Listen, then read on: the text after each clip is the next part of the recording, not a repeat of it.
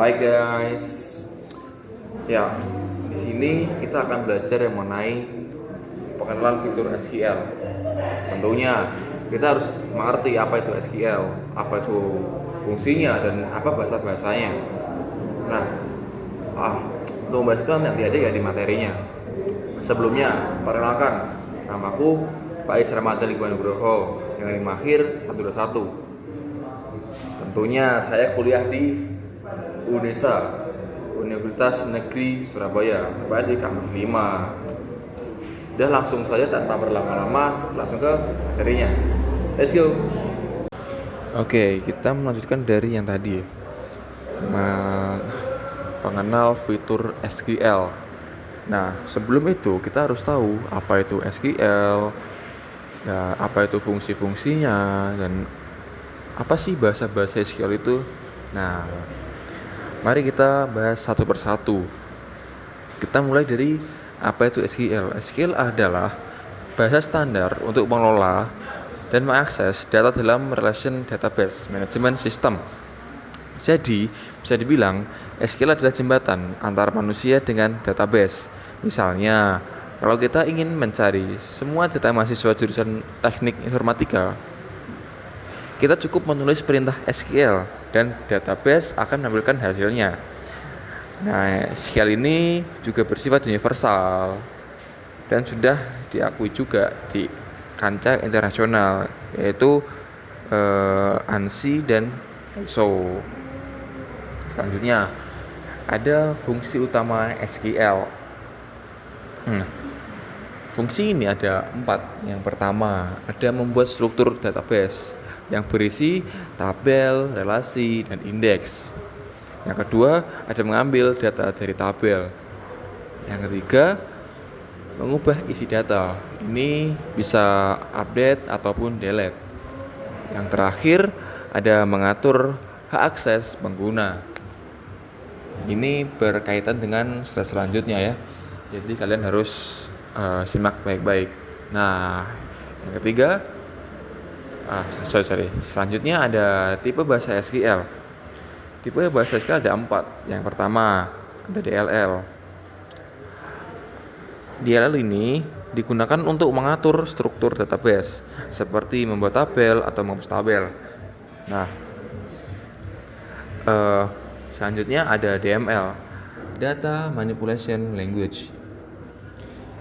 Untuk mengolah isi data seperti menambah, mengubah, dan menghapus data dari tabel. Jadi DML ini gunanya untuk menambah, mengubah, dan menghapus. Itu. Yang ketiga ada DCL, Data Control Language. Digunakan untuk mengatur hak akses pengguna, misalnya memberi izin pada user untuk membaca atau menulis data. Jadi tidak sembarangan orang bisa masuk ke DCL ini. Harus beberapa orang karena sifatnya privasi. Makanya ini sangat-sangat penting ya. Yang keempat ada TCL, Transaction Control Language. Digunakan untuk mengatur transaksi data agar operasi yang kita lakukan bisa dibatalkan atau disimpan secara permanen. Jadi kalau kalian masih ragu-ragu atau udah yakin, bisa di sini, bisa di commit, di rollbacks, atau save point. Tuh. Oke, selanjutnya ini kita ambil dari contoh DLL ya, yang tadi. Jadi kan ada create ya. Ini contohnya, contoh dari DLL. Nah, setelah dibuat tabel seperti ini, kita bisa masukkan data menggunakan DML. Nah, ini contohnya dari DML-nya. Ini berkesinambungan ya sama yang sebelumnya yang ini. Seperti itu. Lalu, untuk menampilkan data, kita bisa menggunakan perintah, yaitu apa? Ya, select. Ini perintahnya ini. Nah, apa aja perintahnya? Ini ID, nama, jurusan, from mahasiswa, where, jurusan. Makanya yang keluar adalah jurusan. Karena yang perintahkan jurusannya keluar. Sini keluar. Kalau misalkan di perintahnya nama, nanti namanya yang keluar. Itu. Dari contoh ini bisa dilihat bahwa SQL sangat sederhana dan mudah dipahami. Tuh, kita tinggal memasukkan perintah sesuai tujuan kita. Yang saya terangkan tadi, misalkan ID, nama, jurusan, gitu. Setelah kita mau masukkan yang mana, itu. Selanjutnya ada query, filtering, dan sorting. Salah satu fungsi utama SQL adalah melakukan pencarian data. Kita bisa melakukan mengambil data tertentu dengan perintah select. Kemudian nambahkan syarat dengan where untuk menfilter data. Nih, contohnya seperti ini ya. Artinya kita ingin menampilkan hanya siswa dan jurusan teknik informatika.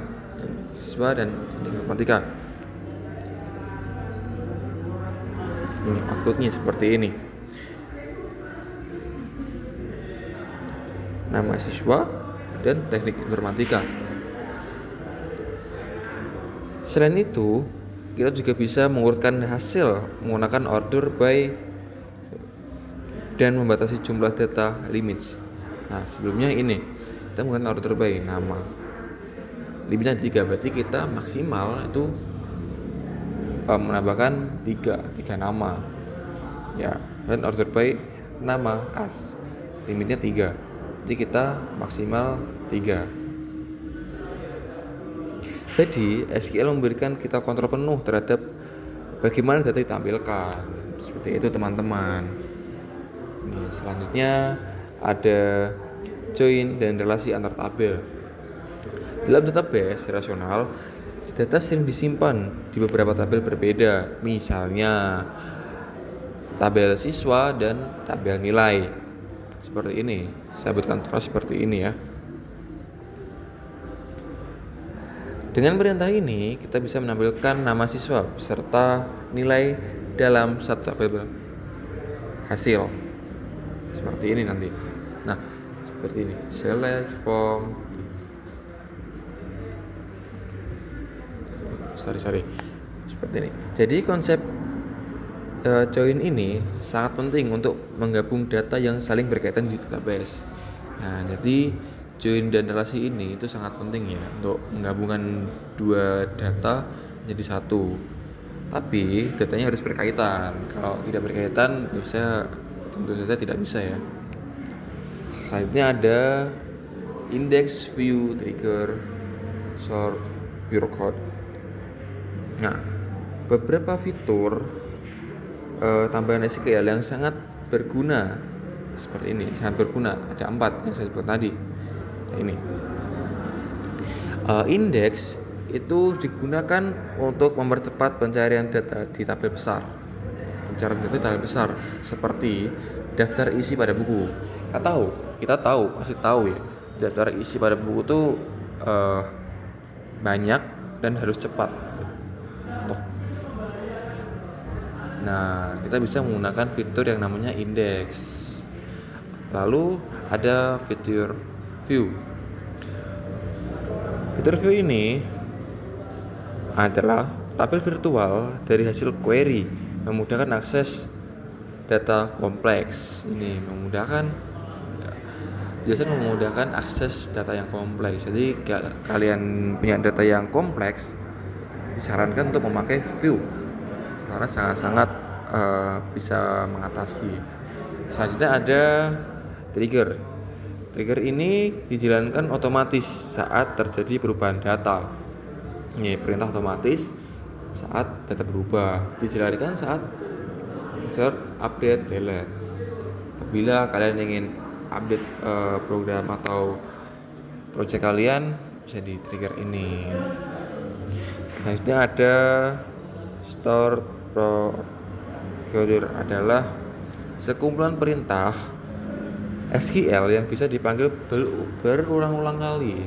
Nah, ini berulang kali ya. Beberapa di penjelasannya berguna untuk proses rutin. Jadi kalau kalian sering untuk project kalian, database kalian di sini, buka bisa kode ini. Selanjutnya ada transaksi dan kontrol konsistensi atau ACIP. SQL memiliki sistem transaksi agar data tetap aman dan konsisten. Prinsip ini dikenal dengan ACID. Prinsip ACID. ACID. Itu ada 4. Yang pertama, ada autonomicity. Semua operasi harus berhasil semua atau gagal semua. Jadi autonomicity ini operasi harus berhasil semua atau gagal semua. Itu. Yang kedua ada consistency. Data tetap sesuai dengan aturan database. Jadi data ini harus sesuai dengan perintahnya. Yang ketiga ada isolation, yaitu transaksi tidak saling mengganggu. Yang terakhir ada durability. Hasil transaksi tetap tersimpan meskipun sistem mati. Seperti itu.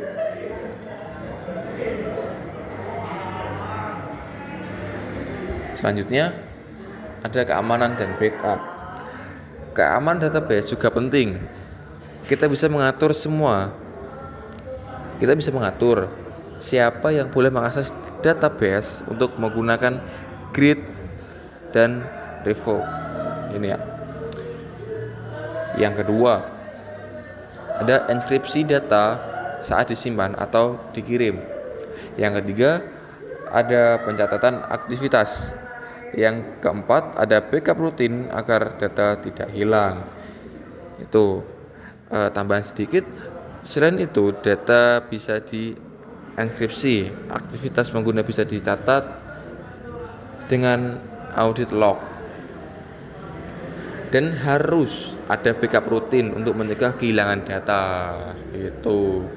Jadi harus ini kalian teliti agar keamanan data kalian terjamin, seperti itu ya. Nah, kesimpulan SQL adalah bahasa utama untuk mengelola database rasional. Selanjutnya ada memiliki fitur lengkap, struktur manipulasi, kontrol, dan keamanan. Yang ketiga, dapat dijalankan lewat phpMyAdmin untuk belajar dan praktik langsung. Yang terakhir ada kuasi konsep dasar SQL agar mudah memahami aplikasi berbasis data.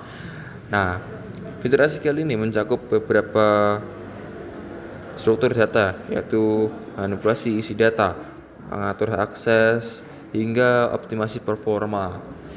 Untuk memahami lebih dalam, kita bisa berlatih menggunakan